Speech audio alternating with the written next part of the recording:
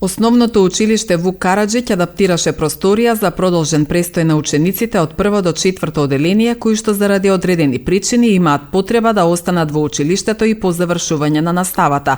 Засега сите ученици се од Вук Караџиќ, но училиштето е отворено за соработка и со ученици од други училишта, информира директорот Ивица Ѓоргиевски.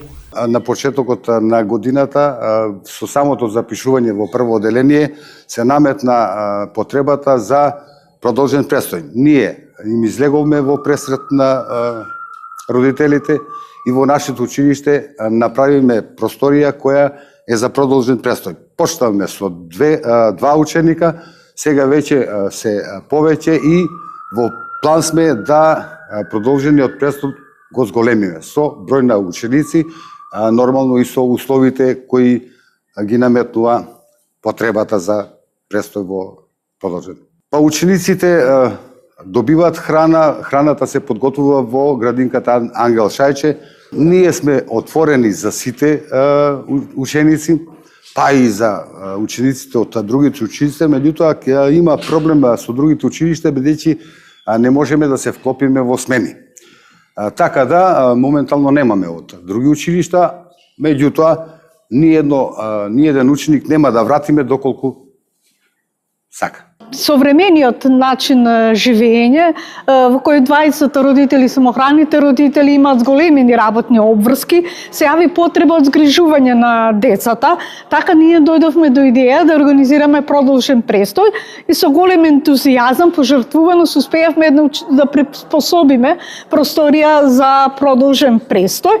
Најпрви имавме 2 дечиња во продолжен престој, меѓутоа таа бројка секојдневно се зголемуваше, така да денеска имаме 10 на ученици во продолжен престој. Во продолжен престој ние работиме според програмата, годишна програма за продолжен престој од Министерството за образование, така да учениците во продолжениот престој може да се ги напишат домашните задачи, имаат стручна помош во пишување на домашни задачи, совладување на останатите наставни содржини.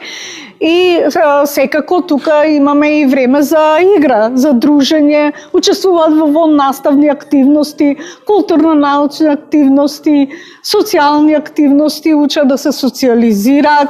Имаме и тука учат и навики, хигиенски навики, културни навики. Продолжувањето на времето на престој во училиште е важно за да се подобри квалитетот на знаењата на учениците. Наставниците ќе можат подетално да навлезат во она што го предавале. Ќе има повеќе време за индивидуален пристап кон учениците на кои им треба дополнителна, но и на оние на кои им треба додатна настава. Исто така ќе има повеќе време за спортување, за воннаставни активности и програми, велат надлежните. Од Министерството за образование и наука на почетокот на учебната година посочија дека оваа реформа ќе почне во училиштата кои имаат можност за едносменска настава и дека нема да биде товар за децата. Меѓу училиштата е токму Вук Караџиќ, чија цел е да обезбеди едносменска настава заедно со продолжен престој на учениците. Така, па малата бројка што кај нас постои, има мани, има и предности. Маната е што можеби немаме социализација, имаме, го надокнадуваме на друг начин. Меѓутоа, овдека учениците прво имаат добивка со тоа што наставата е поквалитетна, им се обрнува внимание на учениците повеќе. Имаме и додатна дополнителна настава каде што учениците максимално го примаат она што го заслужуваат.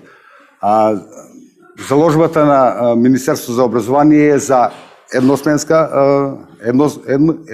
настава, меѓутоа ние одиме кон целта не само едносменска, да ја направиме едносменско целодневно